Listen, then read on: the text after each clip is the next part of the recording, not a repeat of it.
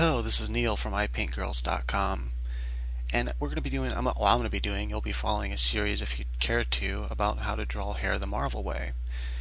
Now try to find a comic book style, tutorial for hair.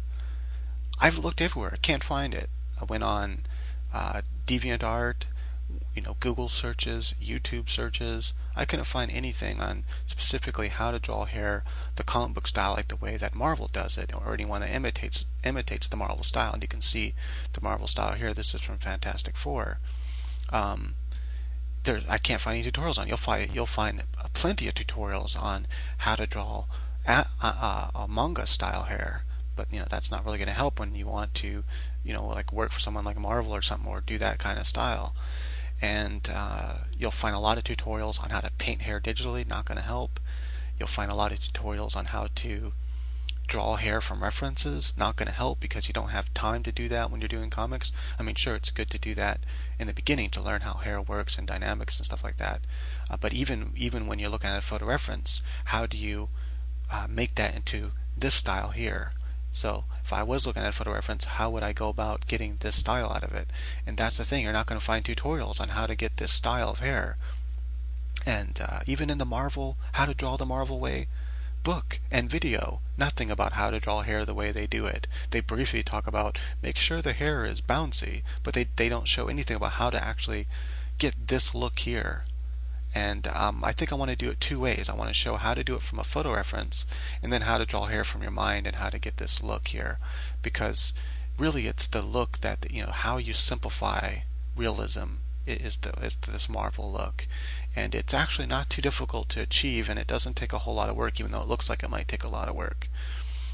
So anyway, that's really what I wanted to talk about in introduction. I'll be focusing on the female first and then go to the male. If I keep enough interested people that are following the series, then I'll continue it. If not, I'll probably drop off and go do something else. Like I still want to do some more on dynamic hands and the Marvel way, how to achieve the way they draw hands, and some other cool stuff like male sexy lips and stuff like that. So it's up to you guys whether this series is seen to its full end. I mean, I'll probably eventually finish it, but if I don't have enough interested people, I'll go back and do other stuff and then maybe come back to this later. Right, so that's it for the introduction then, I think. Oh, also I wanted to show this great reference site, how to get there. So you go to marvel.com/digitalcomics, and it takes you here. Then click up here on free comics. And I think it's because I'm recording, it's lagging a bit.